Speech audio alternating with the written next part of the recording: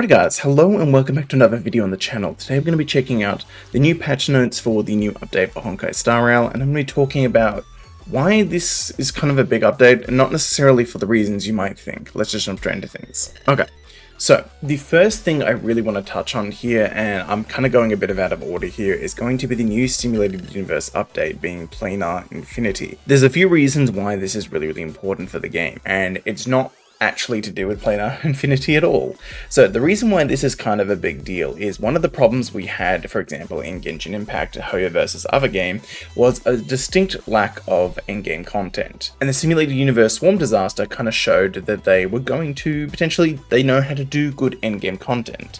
But what it didn't show us though is we weren't sure as to whether we were going to consistently be getting new updates to this content, basically.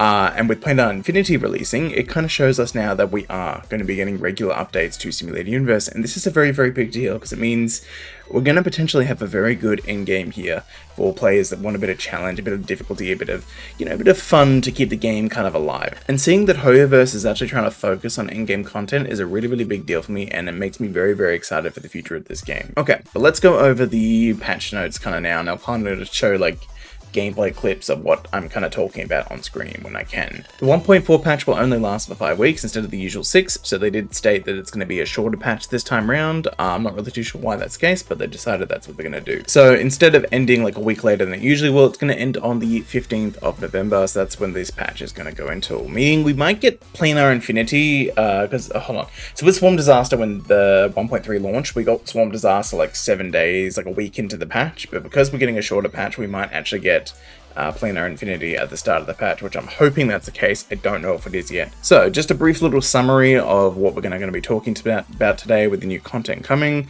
So we're getting a few new characters. We're getting 𝙀𝙓𝙋𝘼𝙉𝘿, we're getting 𝙀𝙓 and 𝙀𝙗𝑏, and 𝙀𝙗𝑛, I think it is pronounced.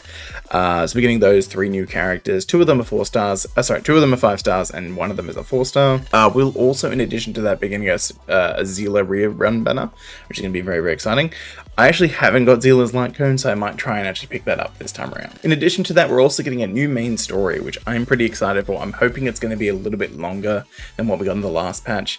Unfortunately, we're not going to Penacony yet, so that's something we kind of know that's going to be the next area. That's not where we're going this patch, and I'm not probably supposed to talk about this, but based off leaked information, I don't think we're going there in 1.5 yet either, because there's a few new zones from the current area that have been leaked. So I'm not going to talk about this too much, but point is, I don't think we're going to Penacony for a little while longer, even though it said like, hey, we're on the train, let's go to Penacony. I think it's going to be a little bit before we end up actually going there. In addition to that, we're also getting some new events, and one that I'm personally very excited for. And for those of you who are playing the game on PlayStation 5, you can finally play the game for yourselves. Sorry to Xbox or Switch users, you won't be getting access to the game, but for PlayStation 5, you'll be getting access to the new game pretty soon, so that'll be awesome for you guys. Alrighty, so let's talk about the new characters first. So we're going to be talking about 𝙀𝙓𝙋𝘼𝙉𝑿. I'm just going to really touch on these quite briefly. I'll be doing my build guide videos a little bit later on, which I actually missed out on the last few because I got busy, but I'm going to try and do them this time around.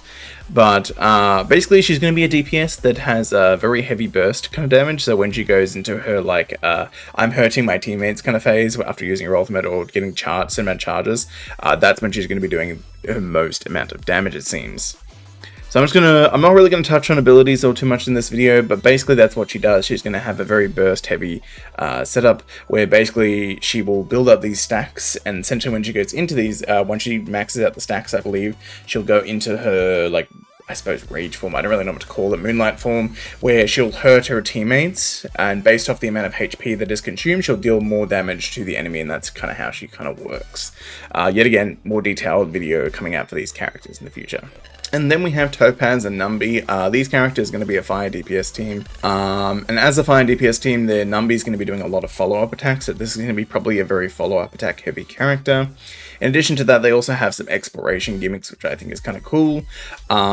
I really like the character design, but I'm unsure whether 𝙀𝙗 and 𝙀𝙗𝑏 at this point are going to be must-pulls. I would say 𝙀𝙓𝙃 is probably going to be very good if you're missing like a good DPS character. She's definitely going to be a top-tier ice DPS. That's not up for debate. If I'm going to put her in like a ranking of like DPSs, she's probably a little bit weaker than 𝙀𝙓𝙃, 𝙀𝙓𝙃 is, but a little bit stronger than Seeya probably. That's probably roughly where I would have kind of put her, probably if I was to rank her, but yet again, it's too early to say this yet. But 𝙀𝙗 and 𝙀𝙗𝑏, I think, are just going to be not quite as strong, but I kind of like their initial character design, so I'm probably going to pull them anyways. Alrighty, then we have 𝙀𝙓𝙋𝘼𝙉𝘿, which is the new 4-star fire 𝙀𝙓𝙋𝘼𝑔𝑖𝑙𝑖ty character. So her role is going to be to support characters who can inflict burn enemy targets, as well as increase damage taken by enemies suffering from burn. So if you want to set up like a burn team, she's going to be very, very good for that. Maybe she'll make Himiko a little bit better, but currently Himiko is just not very good in the current game. So maybe this is another puzzle piece of what we need to make Himiko good. But we still need some more characters, I think, so far, because we don't really have a huge amount of like really top tier like fire characters. But I think 𝙀𝙀𝙋𝘼𝙉𝙿 is eventually going to become a puzzle piece to the fire team and potentially make Himiko better. So yeah, which I want to see. I really want to see it because it makes me sad that Himiko is just not very good at the moment. But yeah, so that's 𝙀𝙀𝙀𝙀. So yeah, the banners are going to be Jinliu. I'll try to have these pictures up on the screen that I'm looking at right now. But essentially, there's going to be Jinliu's banner, which will have Tinyun, the gambling girl, I always forget her name, Sampo, on that banner as the 3 4-stars. This is an amazing banner to pull on, honestly, if you're a beginning player. All 3 of those 4 stars are really, really great characters. Jinliu is amazing, and especially if you end up picking up Kafka in the future, having Sampo on the team is going to be really good. Regardless, great team. The second one is going to be Sunset Claws, which is going to have obviously 𝙀𝙀𝙀𝙀 Numbi, and then 𝙀𝙀𝙀𝙀, what's his name, Lucha, or Lucha, no, not Lucha, one of those 2, and then Suchang. So that's going to be obviously another really, really great banner to pull on. And then we're getting obviously the 𝙀𝑓𝑙𝑎 rerun, which is going to have the same 4 stars as 𝙀𝙀𝙀𝙀 and Numbies, because it's going to be running in tandem with that. And then obviously there's the light cone banners too. So overall, it's going to be a really, really good patch in terms of characters. If you missed out on getting 𝙀𝑓𝑙𝑎, now is going to be your chance to do so. And getting Jinliu is obviously going to be a really great character too. So the new 1.4 story patch is apparently going to revolve around Topaz in 𝙀𝑑𝑒. So we're going to be going back to 𝙀𝑑𝑒, and I'm pretty keen.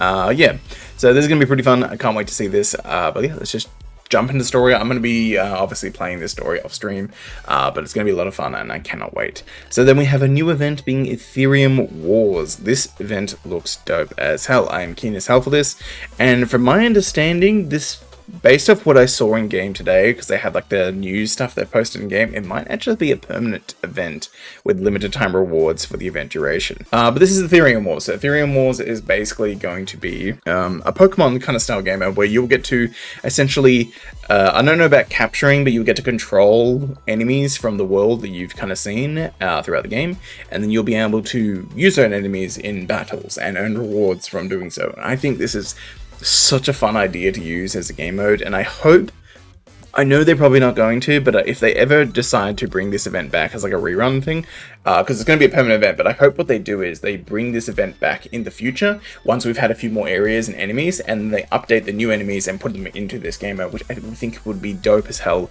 If this was just made like a permanent game mode where they just constantly updated it with new enemies over time and then had like seasonal rewards and stuff, this would be dope as hell. I would want this to be a permanent game mode because I like the idea of having a Pokemon style game mode in this as a weekly mode, because I think that'd be fun as shit.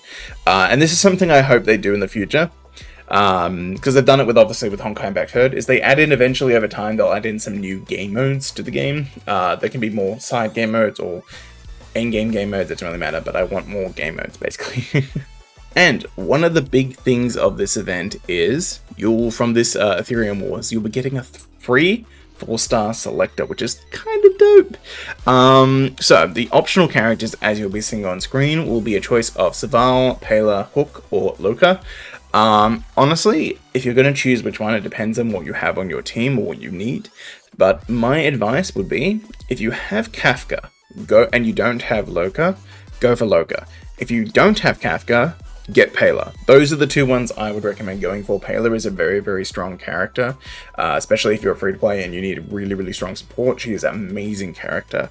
Just does tons of defense down, tons of defense shred. She's an amazing character. You want to get her if you don't, but if you're running Kafka teams and you don't have Luca, get Luca, because you can run Luca, Sampo, like a healer or a tank character, or some form of sustain, and then Kafka, and you shred everything. It's amazing.